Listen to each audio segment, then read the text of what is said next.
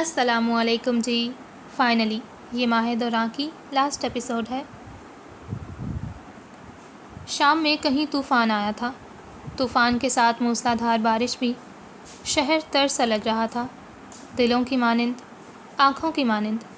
مٹی گیلی تھی جو ان کے لونگ بوٹوں سے لگی انہیں بدنما سی بنا رہی تھی. سفید کپڑے میں لپٹے وجود کو تھام کر کھودے ہوئے گھڑے میں ڈال دیا، پھر سائڈ پر پڑی گیلی مٹی سے گھڑا بند کر دیا. ہر گزرتے لمحے کے ساتھ سفید کپڑا مٹی میں غائب ہوتا جا رہا تھا اور پھر مکمل آنکھوں سے اوجھل ہو گیا. وہ محض 2 لوگ تھے. کسی ہسپتال یا سرد خانے کے ورکرز معلوم ہوتے تھے. ہاتھ جھاڑ کر پیچھے ہٹے، پھر چند سیکنڈ بند قبر کو دیکھا.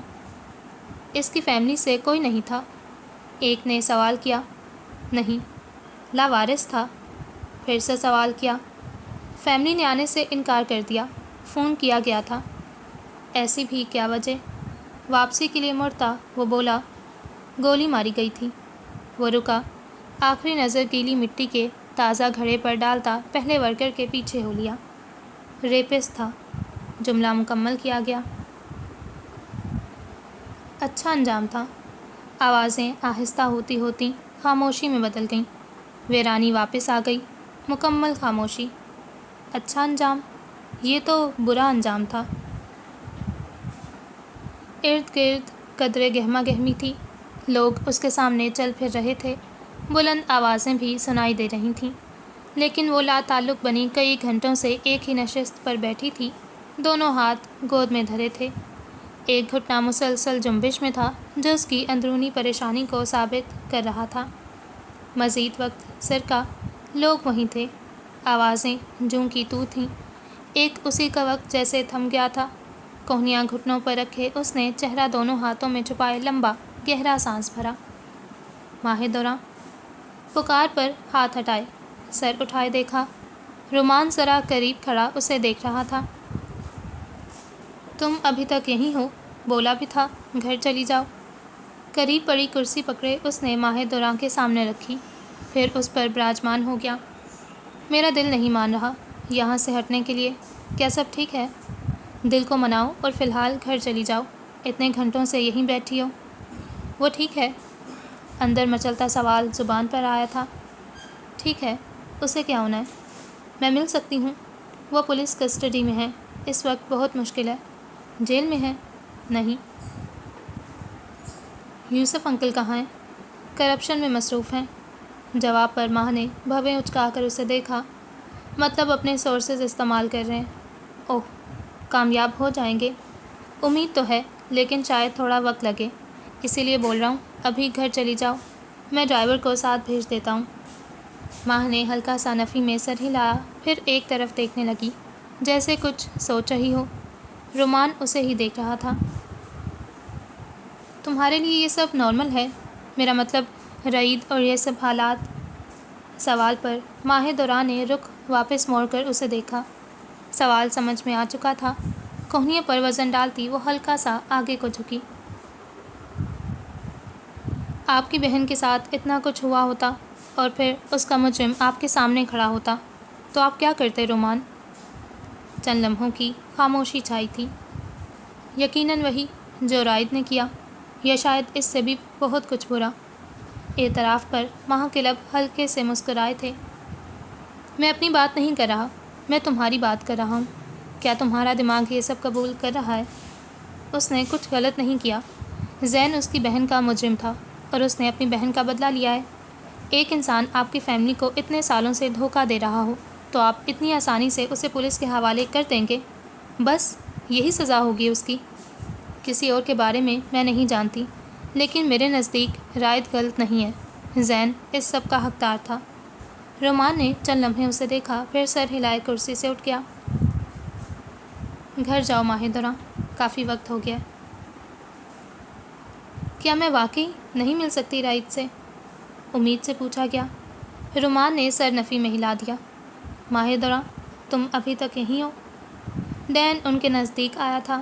ماہ کرسی چھوڑ کر کھڑی ہوئی. ڈین، تم کہاں غائب ہو گئے تھے؟ میں یہاں بیٹھی انتظار کر رہی تھی. گلا ہلکا سا رندھا تھا. آواز بھی نم ہوئی تھی۔ ڈین نے ایک نظر رومان کو دیکھا، پھر واپس ماہر دوراں کو۔ میں یوسف انکل کے ساتھ تھا، مجھے لگا تم گھر چلی گئی ہوگی۔ میں رائد کے لیے رکی تھی، اس وقت اس سے نہیں مل سکتے۔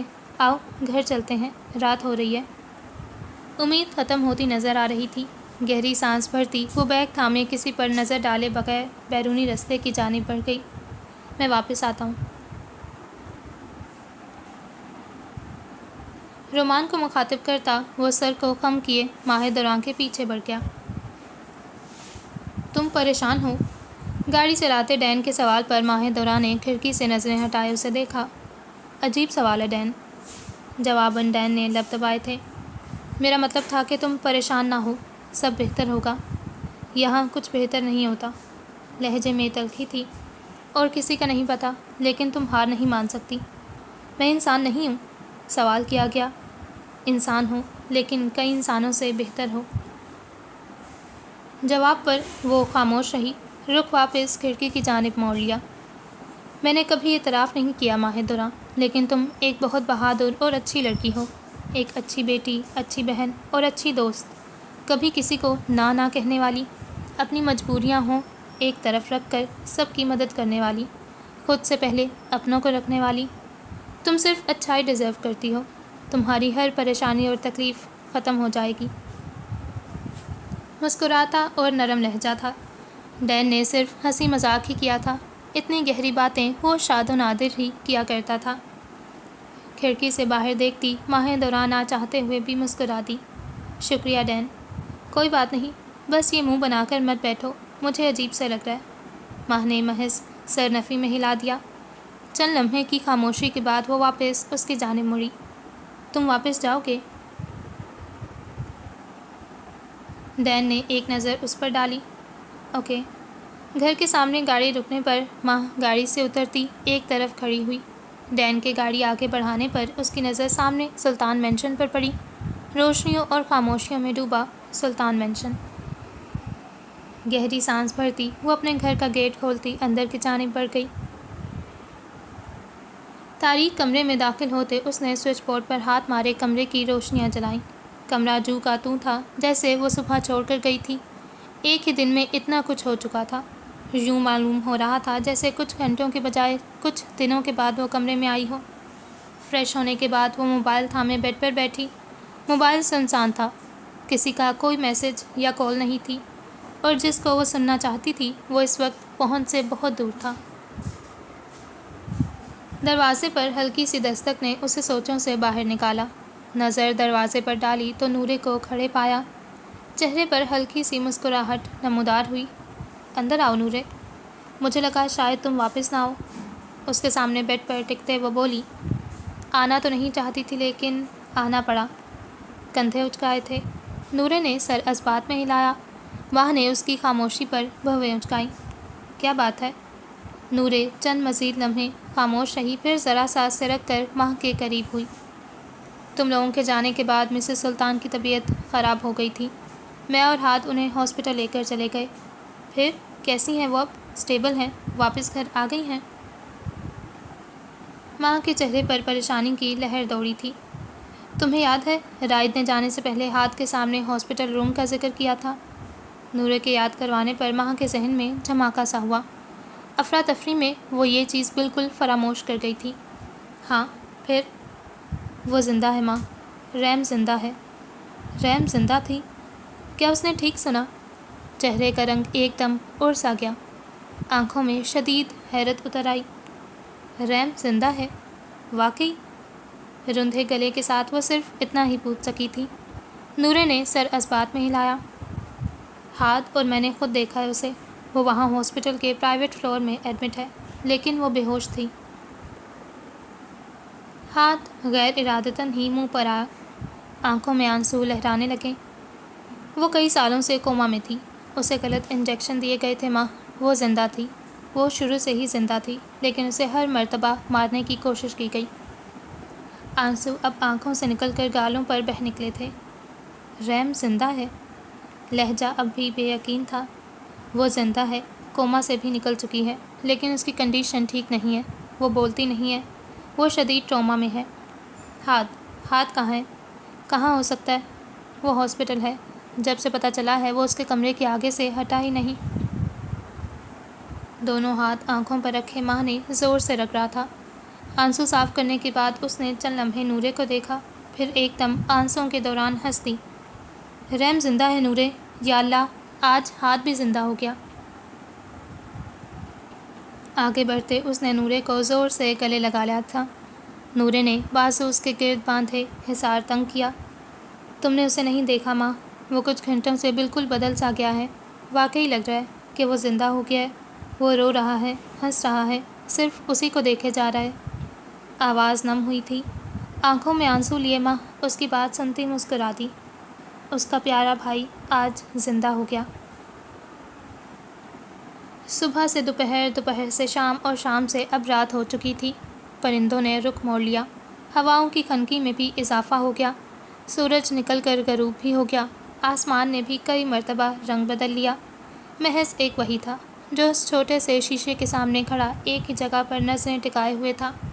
نہ ہی منظر بدلتا تھا، نہ ہی وہ اپنی جگہ سے ہلتا تھا۔ ٹانگیں شل بھی ہو جاتیں تو شاید اسے پرواہ نہ ہوتی۔ آج محبوب کا دیدار ہوا تھا۔ آج دن، رات یا موسم کی پرواہ کس کو تھی؟ دروازے کے ہینڈل پر ہاتھ رکھا، گھمایا، پھر ہاتھ واپس لے لیا۔ اندر جانا چاہتا تھا لیکن ہمت نہیں کر پا رہا تھا۔ ایک مرتبہ، پھر ایک اور مرتبہ، ہینڈل گھمایا، ہاتھ واپس لے لیا۔ بالآخر اب کی مرتبہ ہمت کر ہی ڈالی۔ ہینڈل گھما کر دروازہ ہلکا سا کھولا، بنا قدموں کی چاپ پیدا کیے کمرے میں داخل ہوا۔ کھڑکی کا ایک پردہ پیچھے تھا، جہاں سے بند شیشے کی کھڑکی میں سے بادلوں سے بھرے آسمان کی جھلک نظر آ رہی تھی۔ کمرے کے ایک کونے میں صوفے پر صبح والی نرس بیٹھی موبائل دیکھ رہی تھی۔ ذرا سی نظر اٹھا کر کمرے میں داخل ہوئے ہاتھ کو دیکھا، پھر توجہ واپس موبائل پر مبذول کر لی۔ قدم اٹھاتا وہ بیڈ کے قریب پہنچا، پھر بیڈ کے کنارے ہی ٹک گیا۔ سنہری بال ایک طرف سمٹے پڑے تھے، چہرہ اب ذرا کھڑکی کی جانب تھا، اور آنکھیں بند۔ یہ خوبصورت سنہری آنکھیں بند اچھی نہیں لگتی تھیں، یہ تو صرف چمکتی ہوئی اچھی لگتی تھیں، مسکراتی ہوئی اور زندگی سے بھرپور۔ ہاتھ بڑھا کر ہاتھ نے اس کے بالوں کی ایک لٹ کو نرمی سے چھوا، پھر اسے اپنی انگلی کے گرد لپیٹا، پھر واپس چھوڑ دیا۔ اب لٹ کی بجائے اس کے سارے بالوں پر ہلکا سا ہاتھ پھیرا، سورج کی کرنوں جیسے سنہری بال۔ اتنے گھنٹے گزر گئے، اسے ہوش کیوں نہیں آیا؟ بال سہلاتے ہوئے نرس سے پوچھا۔ یہ نارمل ہے، میڈیسن کا اثر، ویسے بھی وہ کوما سے نکلی ہے، اتنی جلدی روٹین پر نہیں آ سکتی۔ خاموشی۔ اگر یہ ہوش میں آئی تو کیا مجھے پہچان پائے گی؟ دل میں مچلتا سوال زبان پر آیا تھا۔ وہ اپنے والدین اور بھائی کو پہچان گئی تھی، اس کا مطلب اس کی یادداشت ٹھیک ہے۔ کچھ سکون سا محسوس ہوا، امید جاگ گئی تھی، وہ اسے بھی پہچان لے گی، شاید ہاں، شاید نہیں۔ بادلوں سے اٹا آسمان کسی بھی وقت بارش آنے کا پیغام دے رہا تھا۔ ٹھنڈی اور تیز ہوائیں سردی میں اضافہ کر گئی تھیں۔ ٹانگوں کو کراس کیے وہ گاڑی کی بونٹ سے ٹیک لگائے کھڑا آسمان کو دیکھ رہا تھا۔ بال بکھر کر ماتھے پر پڑے تھے، جنہیں پیچھے ہٹانے کا تکلف نہیں کیا گیا تھا۔ چہرے کے تاثرات عاجز سے آئے ہوئے لگ رہے تھے، یوں جیسے تھکا بھی نہ ہو، لیکن ماحول سے اکتا سا گیا ہو۔ قریب سے آتی ہنسی کی آوازوں پر اس نے آنکھیں گھمائیں، پھر نظریں آسمان سے ہٹا کر توجہ آوازوں کی جانب مبذول کی۔ یوسف سلطان دو مرد حضرات کے ساتھ کھڑے تھے، اور مرد حضرات کوئی عام نہیں دکھائی دے رہے تھے، سوٹڈ بوٹڈ کوئی بڑی شخصیات معلوم ہوتی تھیں۔ رائد نے چند لمحے انہیں دیکھا۔ میرا بیٹا قاتل نہیں ہے، اس نے جو کچھ کیا سیلف ڈیفنس کی بنیاد پر کیا۔ ایک شخص آپ پر پسٹل تھامے کھڑا ہو تو کیا آپ تالیاں بجائیں گے؟ خود کو بچائیں گے نا؟ میرے بیٹے نے بھی یہی کیا ہے۔ کسی بھی قسم کی FIR درج کرنے سے پہلے یاد رکھیے گا کہ کورٹ میں جوتے گھسانے والا میں نہیں، تم سب ہوگے۔ کرسی پر بیٹھے وہ ذرا سا آگے جھکے، ٹیبل پر زور سے ہاتھ مارے اپنی بات مکمل کی تھی۔ کچھ گھنٹوں پہلے پولیس اسٹیشن کے اندر ہوئے واقعات دماغ میں گھومے تھے۔ گردن ایک جانب کیے، لب دبائے وہ سر نفی میں ہلا گیا۔ وہ جانتا تھا اسے جیل نہیں ہوگی، اسے سزا نہیں ہوگی۔ قریب کھڑی شخصیات اس کے باپ کے ایک فون کال پر یہاں پہنچ گئی تھیں۔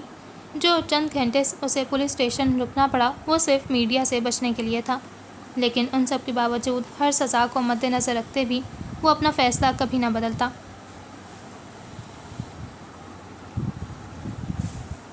اس کی بہن کے مجرم نے اس کے ہاتھوں ختم ہونا تھا، تو بس یہ بات اٹل تھی۔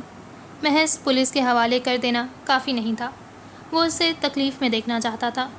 گزرے ماہوں سال کی تکلیف جو زین نے اس کی بہن اور ان سب کو دی تھی، وہ یہ بھی جانتا تھا کہ دل پر گولی چلا دینے کی سزا بھی بہت کم تھی، لیکن اتنی تسلی تھی کہ اس کا دل بند ہو چکا تھا۔ کیسا محسوس ہو رہا ہے؟ بہت قریب سے آواز آئی تھی۔ رائد نے گردن موڑے ساتھ کھڑے رومان کو دیکھا، پھر نظریں سامنے پھیر لیں۔ کس بارے میں بات ہو رہی ہے؟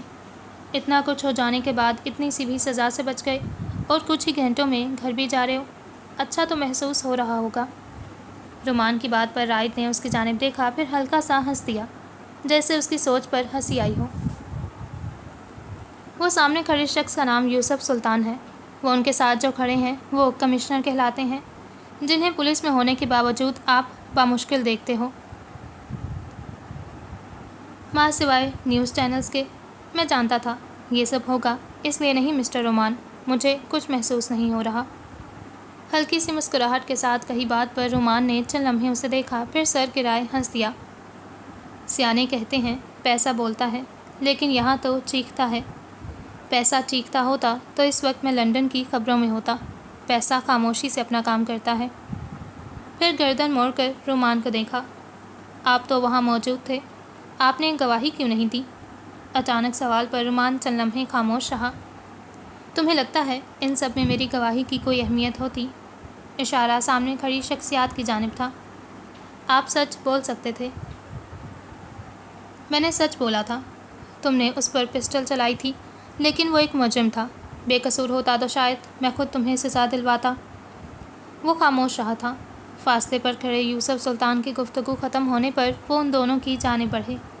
مسٹر رومان، سر ہلکا سا خم کیا تھا، سنجیدگی دوبارہ سے چہرے پر پھیل چکی تھی۔ مسٹر سلطان، واپس سر خم کرتا وہ بونٹ سے ٹیک ہٹائے ایک طرف کھڑا ہوا۔ یوسف سلطان نے رائد کو دیکھا، پھر ہاتھ بڑھائے اس کے شانوں کو مضبوطی سے تھامے اسے سینے سے لگا لیا۔ اگر ساری دنیا تمہارے خلاف ہوگی رائد، تو تمہارا باپ دنیا کے خلاف ہوگا۔ ان کی بات پر رائد نے ہاتھ اٹھائے ان کے گرد باندھے تھے۔ تھینک یو ڈیڈ، ہلکی سی آواز سنائی دی۔ چند سیکنڈ مزید اس کے سینے سے لگائے وہ حصار کھولتے پیچھے ہٹے۔ میں نے کیا مس کر دیا؟ ڈین نے آواز پر سب نے اس کی جانب دیکھا۔ یوسف سلطان سرنفی میں ہلائے اپنی گاڑی کی جانب بڑھ گئے۔ ارادہ اب اپنی بیوی کے پاس جانے کا تھا۔ باپ بیٹے کا سینٹیمنٹل سین۔ رومان کی بات پر رائد نے ماتھے پر بل ڈالے اسے دیکھا، جسے نظر انداز کرتا وہ بلڈنگ کی جانب بڑھ گیا۔ ڈین نے رائد کے نزدیک کھڑے ہوتے بازو اس کے کندھے پر پھیلایا تھا۔ کہا تھا نا، رائد سلطان اور جیل میں، ناممکن سی بات ہے۔ اس کی بات سنتا وہ ہلکا سا ہنس دیا۔ تم ٹھیک ہو؟ میں تمہیں بیمار لگ رہا ہوں؟ میں انٹرنلی بات کر رہا ہوں۔ میں انٹرنلی اور ایکسٹرنلی ہر طرح سے ٹھیک ہوں ڈین۔ گھر جانا ہے؟ پوچھا کیا تھا؟ وہ کہاں ہے؟ اپنے گھر۔ یہاں آئی تھی؟ صبح سے یہیں تھی، کچھ دیر پہلے گھر چھوڑ کر آیا ہوں۔ صبح سے وہ یہاں اس کے انتظار میں بیٹھی تھی۔ سوچ آتے ہی چہرے پر ہلکی سی مسکراہٹ پھیلی تھی۔ گھر چلتے ہیں۔ ہاسپٹل کا کمرہ مکمل خاموشی میں ڈوبا تھا۔ روشنی بھی ہلکی کر دی گئی تھی۔ کھڑکی کا پردہ ذرا پیچھا ہونے کے باعث باہر سے بلڈنگ کی روشنی کا کچھ عکس بھی پڑ رہا تھا۔ کمرے کے ایک کونے میں لگے دو سنگل صوفوں میں سے ایک پر وہ نرس سر پشت پر رکھے سو رہی تھی۔ درمیان میں پڑے بیڈ پر وہ لیٹی تھی، جبکہ بیڈ کے ساتھ کرسی پر وہ بیٹھا سر بیڈ کے کنارے پر رکھے ہوئے یقیناً سو رہا تھا۔ گردن مسلسل ایک طرف رہنے کے باعث مدھم سی آواز کے ساتھ اس نے گردن کو حرکت دی۔ بند آنکھیں چھوٹی ہوئی تھیں، ماتھے پر بل نمودار ہوئے جیسے تکلیف میں ہو۔ گردن دوسری جانب موڑنے کے بعد اس نے پلکوں کو جنبش دی، پھر ہولے سے آنکھیں کھولیں۔ روشنی کم ہونے کے باعث آنکھیں چندھیانے سے باز رہی تھیں۔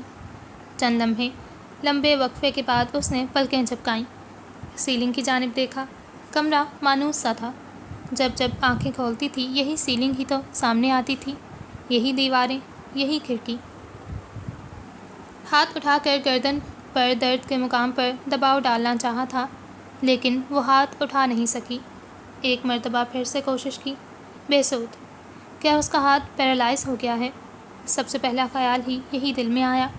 ایک مرتبہ پھر سے اٹھانے کی کوشش کی۔ ہاتھوں کی انگلیاں حرکت کر رہی تھیں، جنہیں وہ محسوس بھی کر چکی تھی۔ نہیں، ہاتھ پیرالائز تو نہیں تھا، بلکہ وہ کسی کی گرفت میں تھا۔ نارمل چلتی دھڑکن نے رفتار پکڑی تھی، سانسوں کی روانی میں بھی رکاوٹ سی پیدا ہونے لگی۔ ہلکا سا سر اٹھائے اس نے اپنے دائیں جانب دیکھنا چاہا۔ اس کے بیڈ کے کنارے پر کوئی سر رکھے ہوئے تھا، اور سر رکھنے والا کوئی مرد تھا۔ ہر گزرتے لمحے کے ساتھ دھڑکن تیز ہو رہی تھی۔ یہ کون تھا؟ نظر سامنے اٹھائی تو نرس کو سوتے پایا۔ دھوپ نکل کر واپس اس شخص کے سر کو دیکھا، جس کے چہرے کا رخ دوسری جانب تھا۔ ماتھے پر پسینے کے ننھے ننھے قطرے نمودار ہوئے تھے۔ وہ بولنا چاہتی تھی، لیکن آواز جیسے حلق میں ہی پھنس گئی ہو۔ ہمت مجتمع کرتے اس نے ہاتھ کھینچنا چاہا، اور اس کے ساتھ ہی سوئے ہوئے شخص میں حرکت پیدا ہوئی۔ اس کے ہاتھ کھینچنے پر شاید اس کی نیند اکھڑی تھی۔ ریم نے سفید رنگت کے ساتھ اس کے سر کو حرکت دیتے دیکھا۔ سانس مکمل رک چکی تھی، یوں جیسے وہ اب کی مرتبہ کھلی آنکھوں کے ساتھ پیرالائز ہو گئی ہو۔ پھر سر ہلکا سا اٹھائے رخ پھیرتے اس نے ریم کی جانب دیکھا۔ آنکھوں میں نیند کے ڈورے تھے اور ماتھے پر ہلکے سے بل تھے، لیکن کچھ وقت کے لیے وہ دونوں اپنی جگہوں پر تھم گئے، شاید سانسیں بھی، اور شاید دھڑکن بھی۔ سیاہ آنکھیں سنہری سے ٹکرائیں۔ ایک کی آنکھوں میں حیرانگی تھی، خوشی کی رمق تھی، جبکہ سنہری آنکھوں میں حیرانگی کے ساتھ خوف تھا۔ ریم؟ بالآخر خاموشی توڑی گئی۔ مکمل سر اٹھاتا وہ کرسی سے کھڑا ہوا، ہلکا سا اس کی جانب جھکا۔ وہ یک ٹک اسے دیکھ رہی تھی، بنا پلکیں جھپکائے۔ ریم؟ اب کی مرتبہ اس کے تھامے ہاتھ پر ہلکا سا دباؤ ڈالے اس کی توجہ حاصل کرنی چاہی تھی۔ ریم نے تھوک نکلی، پھر اکھڑتی سانس اپنے اندر لینی چاہی۔ سر ہلکا سا نفی میں ہلا تھا۔ تم ٹھیک ہو؟ کہیں درد ہو رہا ہے؟ اس کے چہرے کے تاثرات دیکھتے ہوئے ہاتھ نے پوچھا، لیکن جواب کی بجائے وہ صرف سر نفی میں ہلائے جا رہی تھی۔ آنکھیں ویران تھیں، سنہری چمک، رنگ کی چمک کہیں غائب ہو چکی تھی۔ مجھ سے بات کرو ریم، میں ہاتھ ہوں، تم پہچانتی ہو نا مجھے؟ ہاتھ اپنے سینے پر رکھے اپنا نام بتایا تھا۔ ہاتھ چھوڑ دو، نکاہٹ زدہ آواز میں صرف اتنا کہا گیا۔ آواز میں لڑکھڑاہٹ سی تھی، خوف سا تھا۔ ہاتھ نے اپنے ہاتھ میں بند اس کا ہاتھ دیکھا، پھر فوراً سے اس کا ہاتھ آزاد کر دیا۔ ریم؟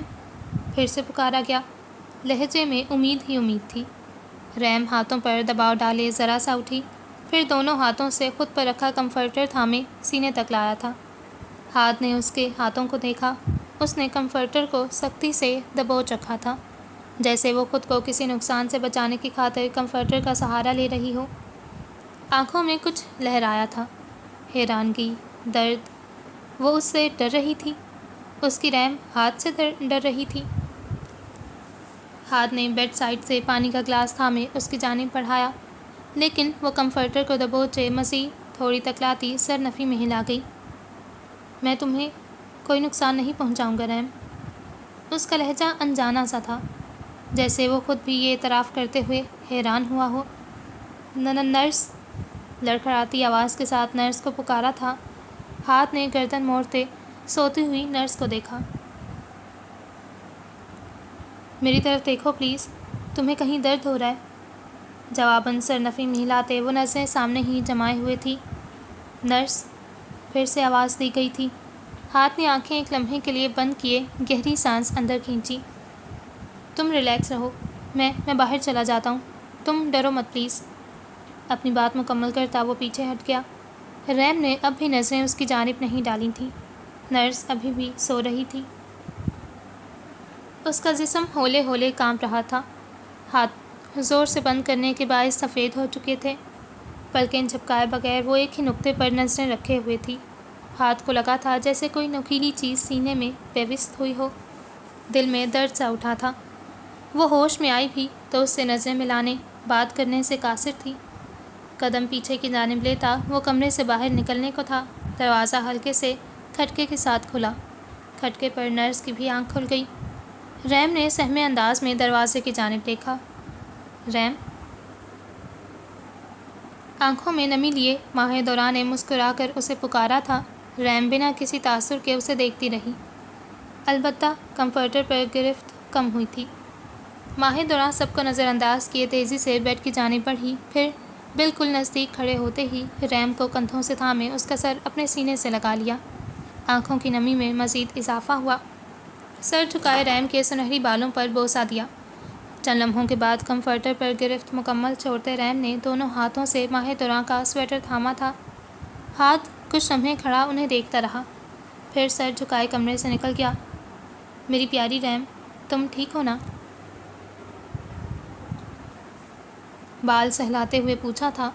جواب دینے کی بجائے ریم نے سویٹر پر گرفت مزید مضبوط کی تھی۔ آنکھیں زور سے بند کیے وہ ماہ دورہ کے سویٹر میں اپنا منہ بھی چھپا رہی تھی۔ وہ اس وقت کسی سہارے کی تلاش میں تھی جو اسے ماہ کی صورت میں ملا تھا۔ ماہ دورہ اس کے شانوں پر دباؤ ڈالے اسے مزید خود میں بھینچ کر نرمی سے اس کے بال سہلانے لگی تھی۔ وہ کوریڈور میں لگے بینچ پر بیٹھا تھا، کوہنیاں گھٹنوں پر رکھے، چہرہ دونوں ہاتھوں میں چھپائے ہوئے تھا۔ کئی لمحے یوں ہی بنا حس و حرکت کے گزر گئے۔ کمرے کا دروازہ کھلنے پر خاموشی کوریڈور میں ارتعاش سی پیدا ہوئی۔ ہاتھ نے چہرہ ہاتھوں سے اٹھائے دروازے کی جانب دیکھا۔ ماہ دورہ بند دروازے کے آگے کھڑی اب اسے دیکھ رہی تھی۔ ہر سو خاموشی تھی، لیکن ان کی آنکھیں گفتگو کر رہی تھیں۔ ایک کی آنکھیں بے بس تھیں تو دوسرے کی آنکھیں اسے امید دلا رہی تھیں۔ ہمیشہ سے ایسے ہی تو ہوتا آیا تھا، جب ایک نا امید اور بے بس ہوتا تھا تو دوسرا اسے امید دلاتا تھا۔ وہ بہن بھائی ایک دوسرے کے لیے مورل سپورٹ کا ذریعہ تھے۔ خاموشی سے وہ بینچ پر اس کے قریب بیٹھ گئی، پھر ہاتھ اٹھائے نرمی سے اس کے بازو پر رکھا۔ ہاتھ نے گردن موڑ کر اس کی جانب دیکھا۔ کیا یہ کافی نہیں کہ وہ زندہ ہے، تمہارے سامنے ہے اور سانس لے رہی ہے؟ ماہ دورہ نے سوال کیا۔ وہ مجھ سے ڈر رہی تھی، تم نے دیکھا نہیں؟ وہ مجھ سے دور ہونا چاہتی تھی۔ لہجہ بے یقین سا تھا۔ وہ ٹھیک نہیں ہے ہاتھ، ٹراما کے زیر اثر ہے۔ تم کیا امید کرتے ہو وہ بالکل نارمل ریئیکٹ کرے؟ میں جانتا ہوں وہ نارمل نہیں ہے، لیکن میں اسے کوئی نقصان تو نہیں پہنچا سکتا نا یار۔ وہ مجھ سے کیوں ڈر رہی ہے؟ ماہ دورہ نے گہری سانس بھری۔ وہ اپنی بات پر اٹک گیا تھا، جیسے ہضم نہ کر پا رہا ہو۔ ہاتھ، میں زین نہیں ہوں ماہی۔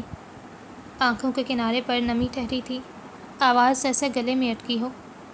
لیکن ایک مرد تو ہو نا۔ بات واضح تھی، مزید کسی وضاحت کی ضرورت ہی نہیں تھی۔ ہاتھ نے چند لمحے اسے دیکھا، پھر سر اس بات میں ہلائے واپس موڑ لیا۔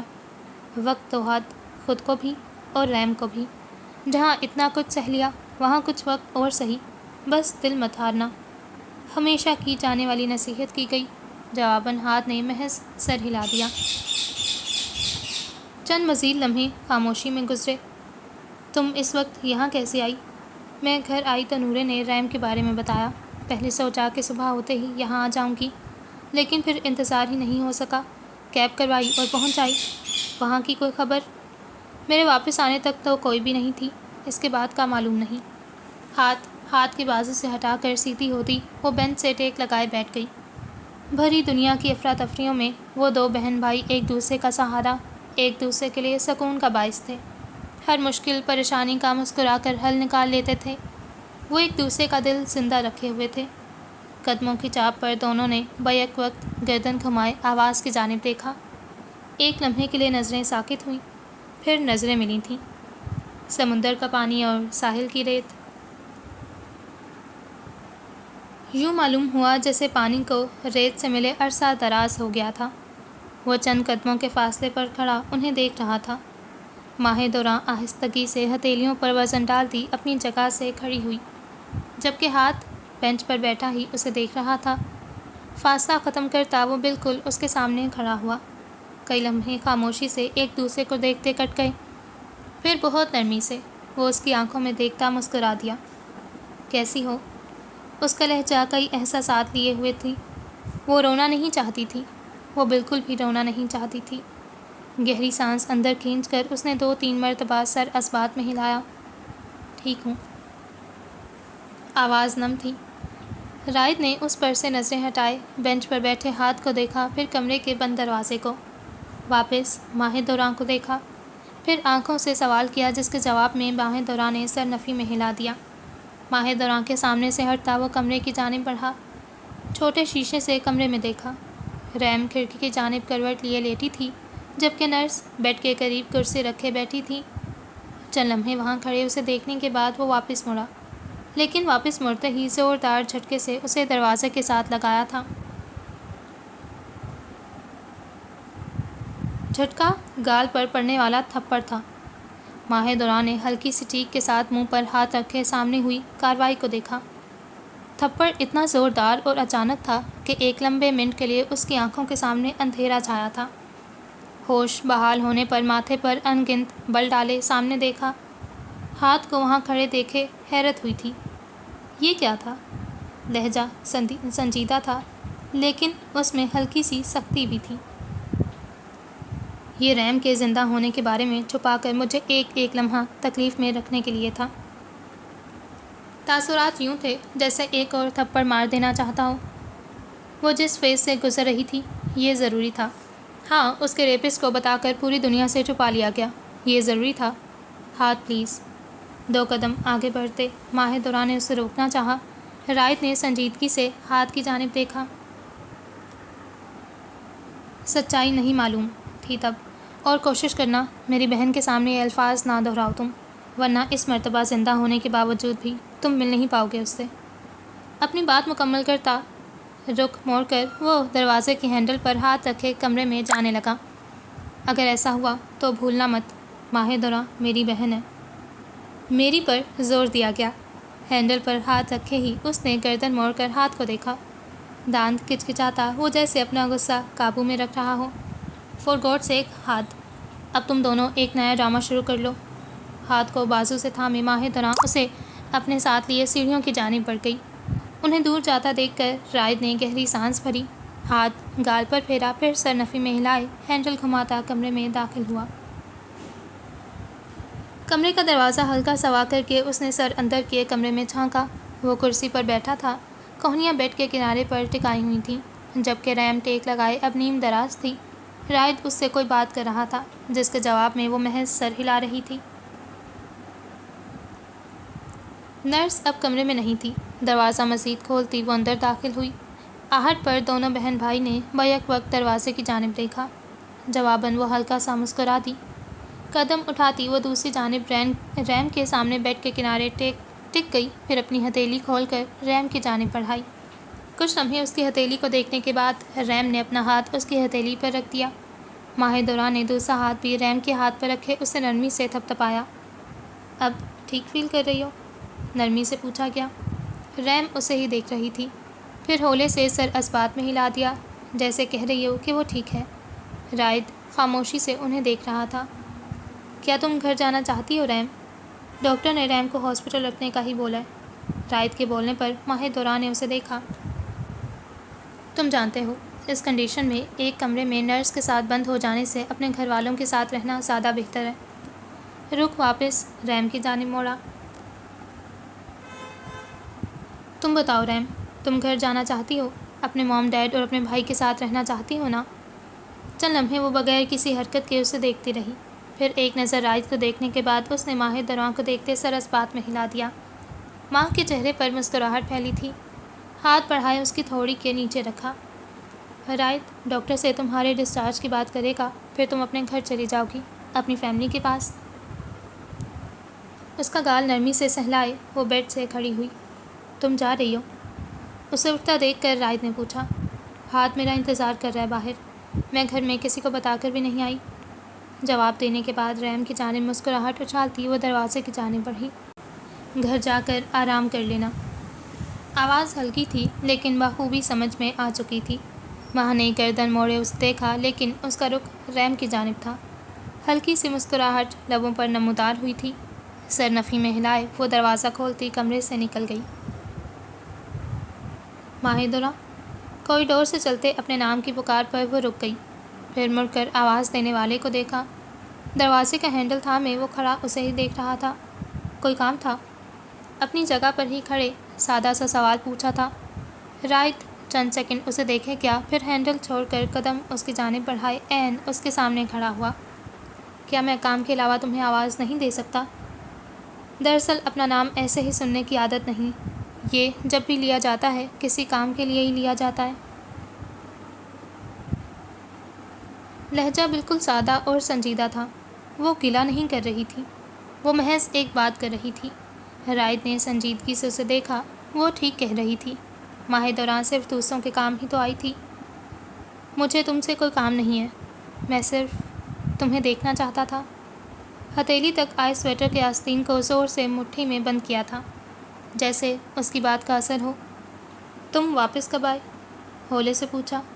کچھ دیر پہلے۔ ٹھیک ہو، مجھے کیا ہوگا؟ اس کے جواب پر وہ ہلکی سی مسکرا دی۔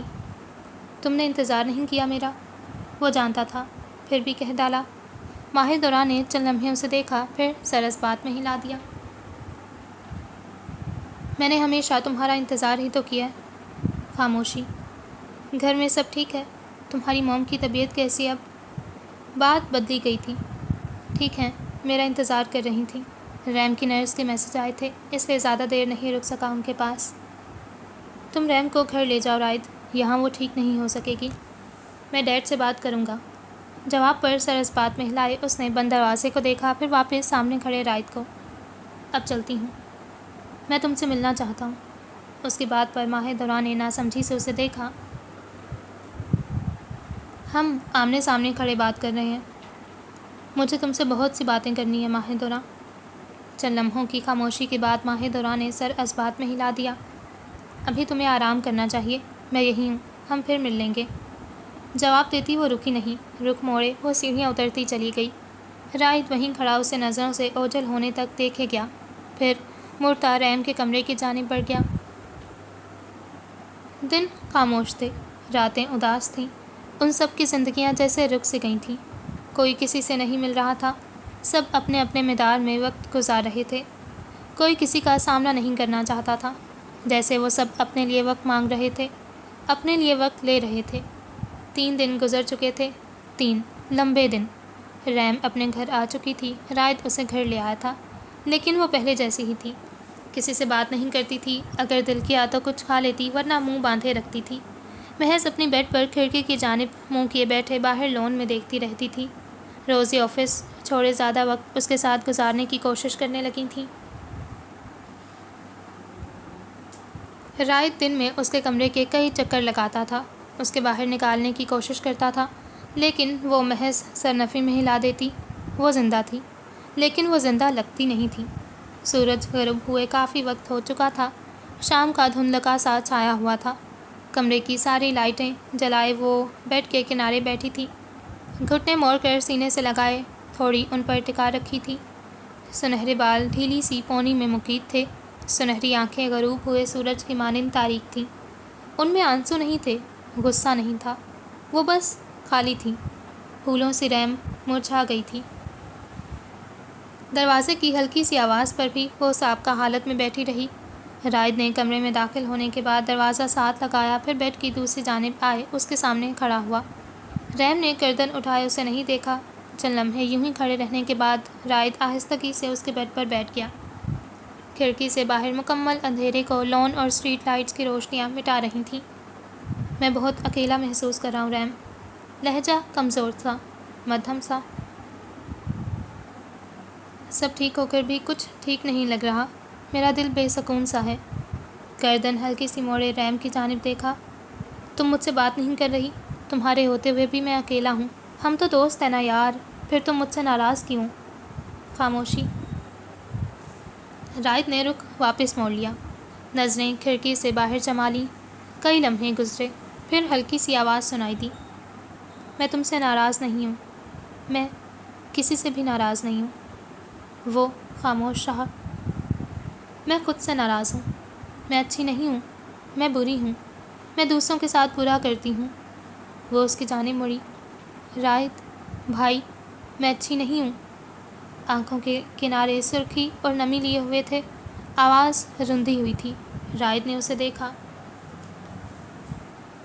तुम सबसे अच्छी हो रैम, सबसे अच्छी और सबसे प्यारी। तुम तो मेरी फूलों जैसी बहन हो। तुम बुरी कैसे हो सकती हो? फिर मेरे साथ बुरा क्यों हुआ राइद? मासूमाना सा सवाल था। राइद ने आंखों में सुर्खी लिए उसके आंसुओं से लबरेज आंखों को देखा। बाजू फैलाए उसे अपने हिसार में लिया, फिर उसका सर अपने सीने पर रखे उसका सर हौले से थपथपाया। अल्लाह अच्छे लोगों पर आजमाइश डालते हैं, वो लोग जो उन्हें पसंद होते हैं, और फिर वो अच्छे लोग बहादुरी से हर आजमाइश का सामना करते हैं। वो डरते नहीं हैं, मायूस नहीं होते, वो पहले से भी ज़्यादा मजबूत हो जाते हैं, खामोश नहीं होते, फिर से जीने लगते हैं। मुझे डर लगता है, सबसे, हर चीज़ से। आंसू अब राइद की शर्ट में जज्ब हो रहे थे। तुम्हारा भाई तुम्हारे साथ है, तुम्हारे लिए जान भी दे सकता है और ले भी सकता है। तुम्हें किसी से डरने की ज़रूरत नहीं। लोगों को बताओ कि तुम सुल्तान हो। सुल्तान डरते नहीं हैं रैम। चंद लम्हे की खामोशी के बाद सर उठाए रैम ने उसे देखा। वो कहाँ है? लहजा लड़खड़ाया था। राइद ने हाथ बढ़ाए आंसुओं से भरे गाल साफ किए। जहाँ से वो कभी वापस नहीं आ सकता। वो वाकई उसके लिए जान दे सकता था और जान ले भी सकता था। रैम ने सर वापस उसके सीने पर रख लिया। उसने ऐसा क्यों किया राइद? वो एक बुज़दिल इंसान था। उसने कहा था वो मेरा दोस्त है। वो किसी का दोस्त नहीं था। मैं कैसे भूलूंगी राइद? मैं दोबारा कैसे जीऊँगी? तुम फिर से जियोगी, फिर से अपने फूलों के साथ खेलोगी, उन्हें संवारोगी, फिर से मुस्कुराओगी, क्योंकि रैम सिर्फ जीने के लिए बनी है।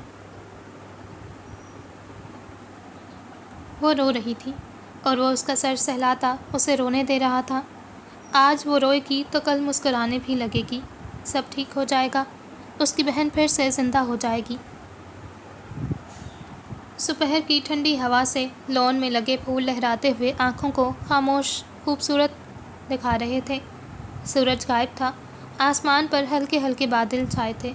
लॉन के एक कोने में वो दोनों घास पर आलती पालती मारे एक दूसरे के आमने सामने बैठी थी। मुझे लगा था तुम मुझसे मिलने आओगी जब मैं घर आ जाऊंगी। लहजा बेहद सादा था। माँ ने हल्की सी मुस्कुराहट के साथ उसे देखा। सुनहरी बाल पोनी टेल में बंधे थे। सुनहरी आंखों की खोई चमक कुछ वापस आ चुकी थी। सबसे बढ़कर वह अब बातें भी करने लगी थी। वो कदरे बेहतर लग रही थी। मैं आना चाहती थी लेकिन नहीं आ सकी। तुम घर वापस आकर कैसा फील कर रही हो? पहले अजीब सा लगा, जैसे मेरा घर ना हो। खौफ भी आता था। अब कुछ बेहतर है। अपने कमरे से बाहर निकल आती हूँ। पास पड़ा छोटा सा गिरा हुआ फूल पकड़े उसे घुमाने लगी थी। तुम यहाँ महफूज हो, बल्कि तुम बिल्कुल महफूज हो। कोई तुम्हें नुकसान नहीं पहुँचाएगा। दिल को मजबूत कर लो, फिर देखना कुछ भी खौफजदा नहीं लगेगा। माँ की बात पर नज़रें फूल से हटाए बगैर वो हल्का सा मुस्कुरा दी। फिर नज़रें उठाए उसे देखा। माहिदुर्रा, बोलो, तुमने राइद से शादी क्यों नहीं की? गैर मुतवक्का सवाल पर माहिदुर्रा ने हैरत से उसे देखा। अभी तो हम कॉलेज में हैं, हमारी डिग्री भी मुकम्मल नहीं हुई। चंद लम्हे बाद माँ ने जवाब दिया। लेकिन तुम दोनों तो जल्दी शादी करना चाहते थे ना? मुझे याद है राइद खुद बोलता था कि वो डिग्री मुकम्मल होने से पहले निकाह कर लेगा। रैम की बात सुनती माँ आसूदगी से मुस्कुरा दी। हमारे नसीब में ये साथ नहीं था। क्या हुआ था? मासी को ऐसे ही रहने देते हैं रैम। देखते हैं आने वाला वक्त कैसा रहेगा। रैम ने संजीदगी से उसे देखा, फिर हाथ में पकड़ा फूल एक तरफ रख दिया। एक बात पूछूं? माँ ने सर अस्पात में हिलाया। पूछो। हाथ ने शादी क्यों नहीं की? लहजे में हिचकिचाहट थी। तुम्हारा इंतज़ार कर रहा था। मेरा इंतज़ार?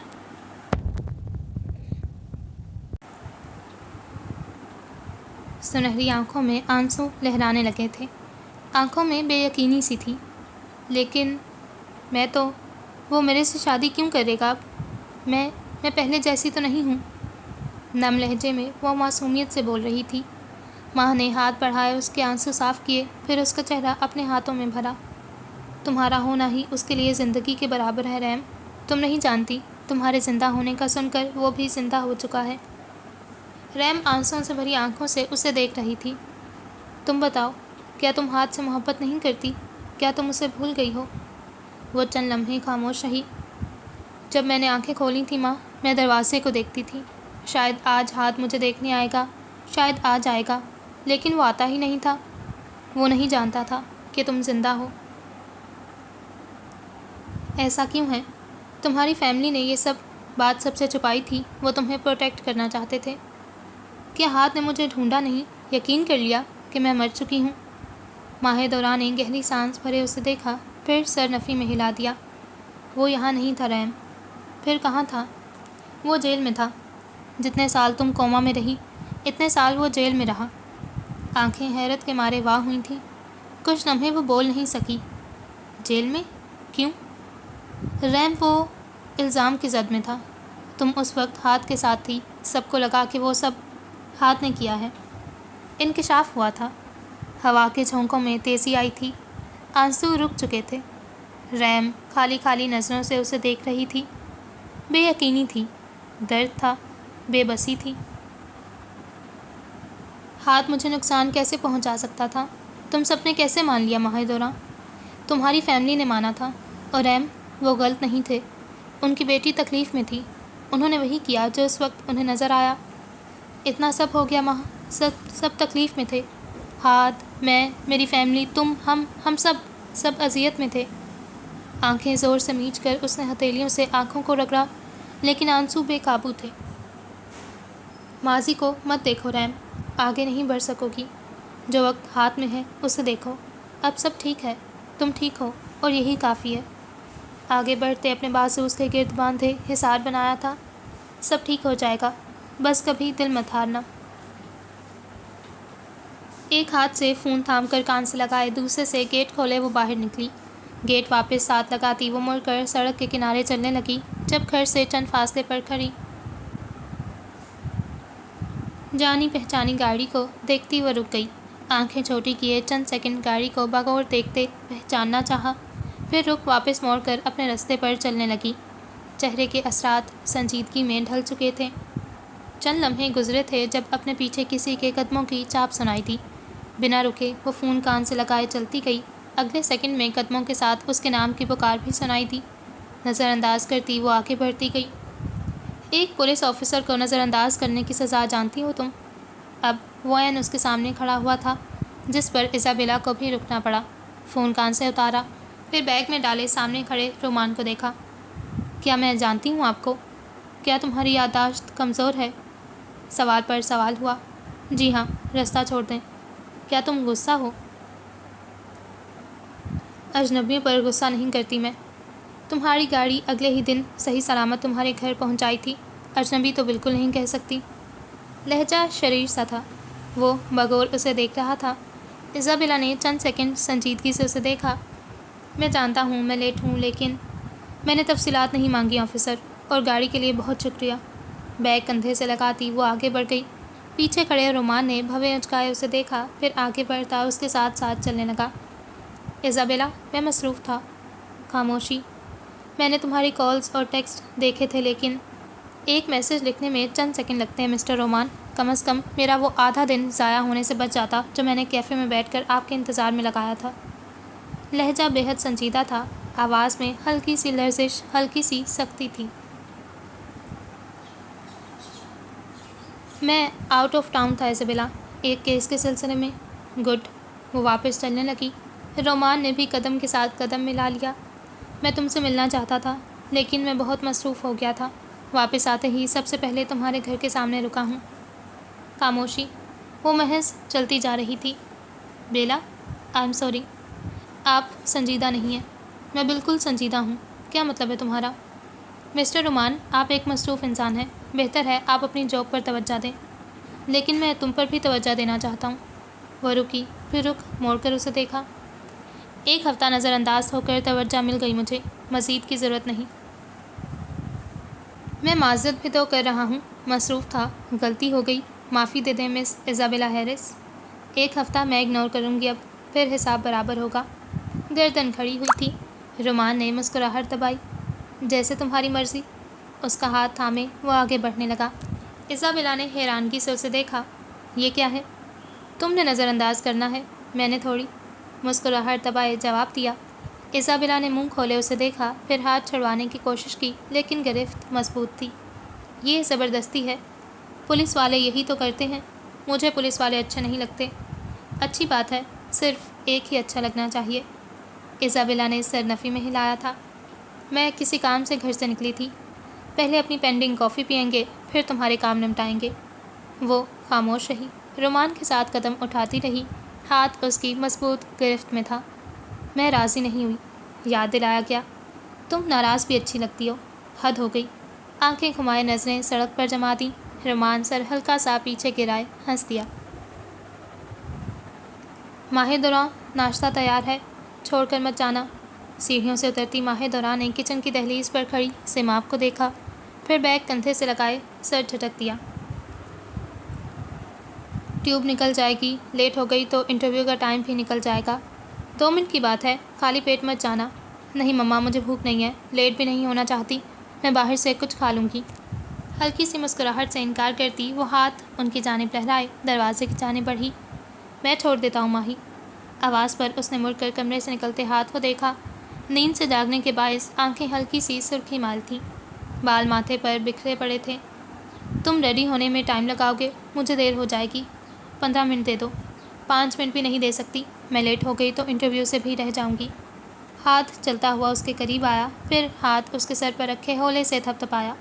گڈ لک، مجھے یقین ہے تم کامیاب ہوگی، لیکن مجھے یقین نہیں ہے، میری ابھی ڈگری مکمل نہیں ہوئی، بہت کم چانسز ہیں کہ مجھے انٹرنشپ کے لیے سلیکٹ کیا جائے۔ مسکراہٹ اس کی جانب اچھالتی وہ دروازے کی طرف بڑھتی ہوئی بولی، پھر دروازہ کھولتی باہر نکل گئی۔ چھوٹا سا گیرج پار کرتی گیٹ وا کیے باہر نکلی، پھر گیٹ واپس ساتھ لگا لیا۔ بلیزر کی جیب سے موبائل نکالے ٹائم دیکھا۔ انٹرویو میں ابھی 1.5 گھنٹہ باقی تھا، لیکن وہ وقت سے پہلے وہاں پہنچنا چاہتی تھی۔ موبائل واپس جیب میں رکھتے اس نے قدم مزید تیز کر لیے۔ ابھی کچھ ہی وقت ہوا تھا جب اس کی نظر سڑک کی دوسری جانب سامنے سے آتے رائٹ پر پڑی۔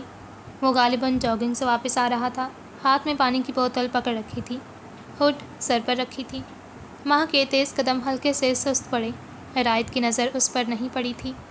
ماہ دوراں نے نظریں واپس موڑ لیں، پھر سر جھٹک کر اپنے رستے پر چلنے لگی۔ ماہ دوراں، بلند آواز پر ماہ نے رخ موڑ کر اسے دیکھا۔ ہڈ سر سے اتارتا وہ اسے ہی دیکھ رہا تھا۔ بھلا ماہ دوراں رائٹ کی نظروں سے کیسے بچ سکتی تھی؟ ایک نظر دائیں بائیں ڈالتا وہ بھاگ کر سڑک کراس کیے اس کے سامنے کھڑا ہوا۔ کہیں جا رہی ہو؟ اس کی تیاری دیکھتے پوچھا۔ کیا؟ Interview, ink and paper? Yep. وہ خاموش رہا۔ ماہ نے سر اٹھائے اسے دیکھا۔ صبح کی روشنی میں نیلی آنکھیں یوں معلوم ہو رہی تھیں جیسے سمندر پر سورج کی پہلی کرنیں پڑ رہی ہوں۔ گہری اور چمکتی نیلی آنکھیں، بالکل سمندر جیسی گہری آنکھیں، خوبصورت لیکن خطرناک۔ میں لے جاتا ہوں، خود چلی جاؤں گی۔ کیا تم ناراض ہو؟ میں کیوں ناراض ہوں گی تم سے؟ میں نے تم سے ملنے کو بولا تھا اور پھر تم 2 ہفتے نظر ہی نہیں آئی، تم نے کال بھی اٹینڈ نہیں کی۔ لہجہ سنجیدہ تھا۔ ماہ نے چند لمحے خاموشی سے اسے دیکھا۔ میں مصروف تھی یا دکھنا نہیں چاہتی تھی؟ رائد، ماہ دوراں پلیز، مجھے دیر ہو رہی ہے رائد، میں انٹرویو کے بعد تم سے ملوں گی، اور اب کی مرتبہ تم نے چھپنے کی کوشش کی تو میں تمہارے گھر پہنچ جاؤں گا، یاد رکھنا۔ ایک لمحے التجا کرتا تھا اور دوسرے لمحے دھمکی دیتا تھا۔ ماہ بغیر جواب دیے مڑ گئی۔ اب واقعی دیر ہو رہی تھی۔ قدم تیز کرتی وہ ٹیمپل کی جانب گامزن ہوئی۔ لمبی سڑک پر کھڑا وہ کئی لمحے اسے دیکھتا رہا تھا۔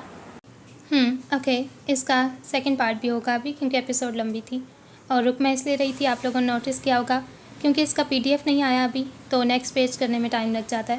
چلیں جی، اسٹے ٹیونڈ، خدا حافظ۔